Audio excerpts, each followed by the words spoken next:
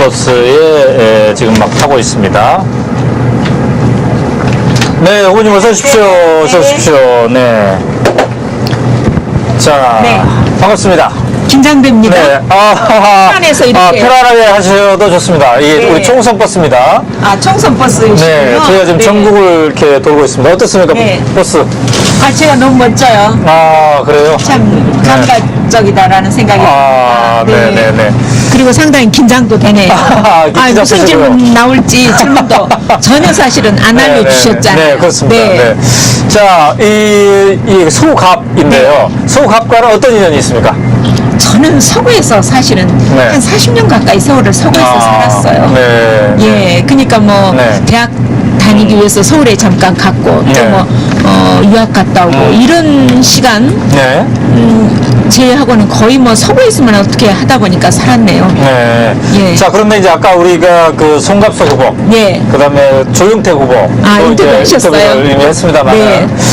이쪽은 이제 유독 무소속 후보들이 많이 나온 것 같습니다. 네, 그렇습니다. 그러니까 민주통합당에서 여성 전략 공천에 대해서 이제 반발하는 그런 움직임도 이제 함께 있는 것 같은데요. 이런 현상에 대해서는 어떻게 지금? 근데요, 먼저 해명드릴게 네네. 정확하게 말하면 여성 전략 공천은 아닙니다. 그렇습니다. 여성 후보 2명을 경선을 붙이겠다라고 하는 구도였죠. 그렇죠. 그래서 네. 사실은 공심위에서 그 순번을 뽑아서 네. 1, 2위 후보를 경선에 붙이게 된 겁니다. 그래서 저는 경선을 거치고 싶었고 또 그 경선 과정에 충실히 따랐어요. 그랬는데 네. 결국은 컷오프된 그 상대 중에서 한쪽 후보에서 네. 결국은 사퇴를 해버린 거죠. 그렇기 때문에 처음부터 여성 전략 공천이었던 것은 아닙니다. 네. 사퇴를 했기 때문에 네. 제가 혼자 남아서 네.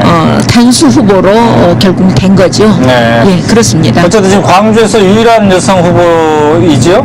광주 전남에서 네. 11개 전남까지를 포함해서. 네, 우리 광주 전남 한 그렇습니까? 뿌리니까요. 네. 네. 자, 그렇다면은 이제 여성의 정치 참여가 높아져야 된다. 이렇게 늘 우리가 얘기를 해왔습니다만. 네. 왜 아직까지도 우리나라는 내가 나서겠다 이런 여성들이 적거나 아니면은 이렇게 결과적으로 봤을 때 여성 후보가 왜 적을까요? 왜 그렇다고 보십니까? 저도 사실 이제 이론적으로만 알았는데요. 네. 지금 제가 현장에 나와서 여러 가지를 배웁니다. 현장에 나와서 느끼는 게 네. 정말 여성이 감당하기 쉽지 않은 일이구나 하는 걸 느낍니다. 네. 왜냐하면 네. 정치라고 하는 것이 소위 네. 조직이 있어야 되고 또 그 선거비가 굉장히 많이 과거보다 투명해졌지만 네. 선거 비용이라고 하는 문제도 있고요. 네. 또 정치라고 하는 것이 현실적으로 보니까 일종의 세과시 같은 게 있어요. 으쌰으쌰 이렇게 세를 과시해야 되고 네. 뭐 이런 그 또 우리 사회가 굉장히 연구주의 사회예요. 네. 그래서 학연이다, 혈연이다, 뭐 지연이다 이게 굉장히 많이 작용을 하더라고요. 네, 네, 네. 그래서 여성들의 그동안의 그 우리 생활이나 삶이라고 하는 것이 그런 연구주의에 상당히 취약할 수밖에 없는 구조죠. 네. 그리고 이제 선거도 치르면서 보니까 이런 네. 선거를 소위 많이 뛰어본 분들 이게 이제 굉장히 또 도움이 필요해요. 네, 네. 그런데 그 선거를 뛰어본 분들이라고 하는 게 소위 전부 다 남성분들이십니다. 네. 그래서 그 남성분들과 함께 그들의 지지를 이끌어내고 뭐 한다라고 하는 게 결코 그 쉽지 않은 일이라는 걸 느낍니다. 네, 좋습니다. 자, 그렇다면은 이제 정치 신인이시잖아요. 네, 그렇습니다. 이번에 처음 도전하는 건데, 그래서 박혜자는 누구인가? 이거를 설명한다면 어떻게 설명하겠습니까? 네. 네, 박혜자는 정치 신인이고요. 네. 박혜자는 또 그간에 20여 년 동안 사실은 지역 대학에서 네. 학생들을 가르쳐 왔습니다. 네. 그리고 또 4년 동안 복지행정 실무를 정말 그 체험했던 그런 그 경험이 있고요. 네, 네, 네. 또 저도 역시 그 언론 활동을 많이 했습니다. 그래서 모 방송국에서 1년 가까이 네. 그 시사 프로그램 진행을 맡은 적이 있고요. 네. 또 뭐 각종의 그 뭐 학회 토론회 이런 데서 저 유명한 저도 토론 네. 연사였습니다. 네, 네. 그런 활동 했고요. 네. 그리고 뭐 제가 그 개인적으로 그 올 12월에 대선이 있기 때문에 네. 여성과 참여라는 조직을 작년에 아하. 해서 회원들을 한 800명 정도 확보를 했습니다. 그래서 여성들의 목소리를 좀 담아내야 되겠다라는 생각을 해왔었죠. 네, 네. 자, 그런데 이제 만약에 그 박혜자 후보가 국회에 간다면 네. 어떤 일을 주로 해보고 싶습니까? 네, 제가 그 해보고 싶은 일이 꼭 몇 네. 가지가 있습니다. 참 제가 그 복지 그 실무를 현장에서 체험하면서 느꼈던 것이 네. 우리나라 복지 예산이 36조 원입니다. 그런데 정말 우리 국민들이 이 36조 원, 우리 전체 국가 예산의 거의 3분의 1에 가까운 예산인데 네. 이걸 정말 실감하고 계실까? 어떠세요? 사회자분 실감하십니까? 못하죠. 잘. 보통 중산층들은 복지를 실감을 못 하십니다. 네. 그런데 네. 보편적인 복지가 우리 민주통합당의 당론입니다. 네. 정말 이렇게 큰 예산이 집행이 되는데 우리 국민들은 정작 그 정책의 그 수혜를 느끼지 못한다면 이건 대단히 그 문제가 있는 겁니다. 네. 그래서 제가 현장에서 느꼈던 것이 그 정책의 상당 부분이 현장과 괴리되어 있다라는 걸 느꼈습니다. 네. 그래서 제가 현장을 하면서 정말 어려운 분들과 함께 생활하면서 참 제가 이게 문제가 있다. 정말 막상 가야 될 때는 예산이 안 네, 가고 네. 정말 안 가야 될 때 가는 이런 걸 느꼈고 그래서 그런 그 현장의 체감도를 높이는 그 정책이 필요하다 그런 생각을 네, 합니다. 네. 네, 자, 그게 지금, 이제 제가 네. 고치고 싶은 첫 번째죠. 네. 자, 지금 이제 서구갑, 광주 서구갑에 여러분들이 지금 와 있습니다만, 우리 총수버스가 와 있습니다만, 그런데 이 서구갑에 아까 송갑석, 조용택 이 후보를 먼저 만났습니다만, 네. 조용택 후보는 또 현역이지 않았습니까? 네. 그래서 상당히 만만치 않을 걸로 이렇게 보여지는데, 네, 그렇죠. 현재 박혜자 후보가 분석하는 네. 이 판세는 어떻습니까? 저는 다른 생각을 사실 해본 적이 없습니다. 네. 저는 반드시 제가 이긴다라고 네. 생각을 합니다. 네. 그리고 또 사실은 질 수 없는 선거입니다. 왜냐하면 제가 굉장한 빚을 지고 있습니다. 제가 만약에 저희가 16대 때 여성 공천이 있었고요. 네. 지금 이번에 19대 8년 만에 받은 거죠. 네. 그리고 19개 지역구 중에서 유일합니다. 그렇다면 제가 만약 이 정치 유리벽을 우리 지역에서 뚫지 못한다면 사실은 정치를 꿈꾸는 우리 많은 후배들이 네. 굉장히 불이익을 받을 수밖에 없어요. 네.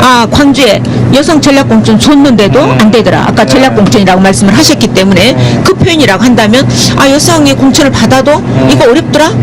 이렇게 된다면 어떤 정당도 여성에게 기회를 주지 않을 가능성이 높아지죠.